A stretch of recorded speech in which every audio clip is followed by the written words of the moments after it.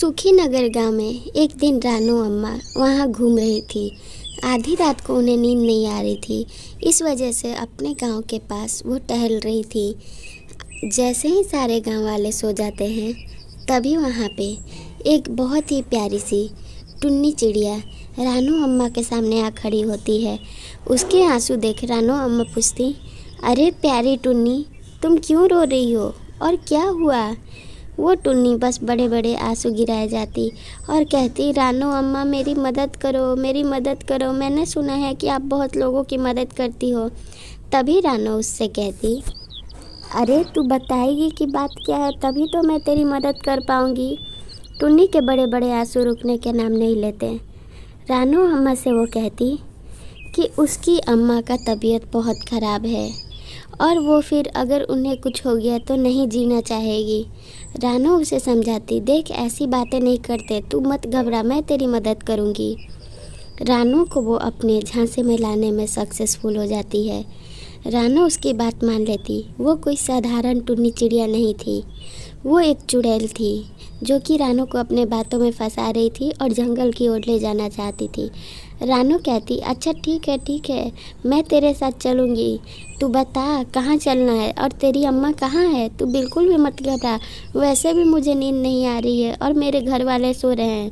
तू बिल्कुल भी मत रो, वरना सब लोग जग जाएगा तो फिर मुझे नहीं जाने देगा।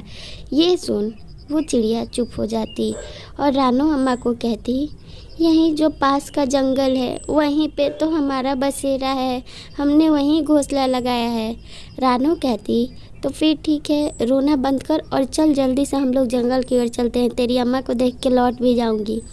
रानू उस चिड़िया के पीछे पीछे जंगल की ओर चली जाती है और इधर आधी रात को रानू के घर के पास से चिड़िया जल्दी जल्दी गुजर रही थी, ये देख के कि कहीं ये गांव वाले जग गए तो हमारा आना जाना बंद कर देंगे, क्योंकि इनके गांव की रानू अम्मा चोरी हो गई हैं। ये सारी चिड़िया बहुत अच्छी थी। वहीं से एक चुड़ैल पीछे लग चुकी थी रानू और उस टुनटुनी चिड़िया के पीछे। चुड़ैल ये सब दूर से देख रही थी। अब वो ये जानना चाहती थी कि वो चिड़िया उसे क्यों ले गई है। सारे गांव वाले बाबा जी के आश्रम में आते और उन्हें आवाज़ देते, बाबा जी कल रात से ही हमारे गांव की बूढ़ी अम्मा गायब हो चुकी हैं, हमारी मदद करिए। वो अम्मा अगर नहीं मिली तो हमारा गांव का क्या होगा, क्योंकि हमारे गांव की सरपंच की अम्मा थी वो। बाबा जी उन लोगों की मदद करने के लिए तैयार हो जाते हैं और जंगल की ओर जाने के लिए तुरंत वहाँ से निकलने को कहते हैं। गांव वाले से कहते हैं कि आप लोग साइड रहना। जंगल में जाते ही उन्हें एक भूतिया घर मिलता। वहाँ पे एक चुड़ैल आके सामने खड़ी हो जाती और उन लोगों से कहती कि तुम लोग मुझे खाना दे दो, मैं तुम्हारे गाँव की बूढ़ी अम्मा को बता दूँगी। बाबा जी अपनी शक्तियों का इस्तेमाल उस चुड़ैल पे करते। तभी चुड़ैल हंसते हुए कहती, कोई फ़ायदा नहीं है, तुम्हारी रानू अम्मा को हमने इसलिए चुड़ाया क्योंकि तुम्हारे गांव के कुछ बड़े बुजुर्गों ने हमें मार डाला था और हमें शांति नहीं मिली है, हम लोग उस टाइम से भटक रहे हैं। तो क्या तुम लोगों का इतना फ़र्ज़ भी नहीं है कि शांति से रहना चाहते हो तो हमें आत्मा को शांति दिला दो।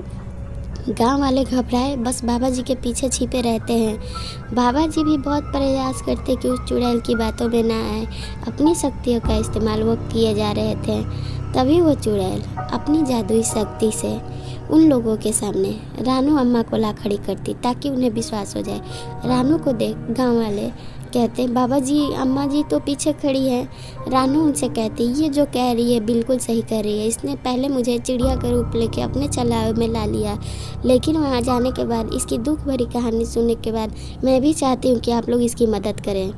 रानू की बात सुन गाँव वाले तुरंत तैयार हो जाते और चुड़ैल से कहते, देखो तुम्हारी आत्मा की शांति के लिए पूजा हम लोग करेंगे, पर अभी ऐसे हमें परेशान करना छोड़ दो। वो चुड़ैल उनकी बात मान लेती और गायब हो जाती।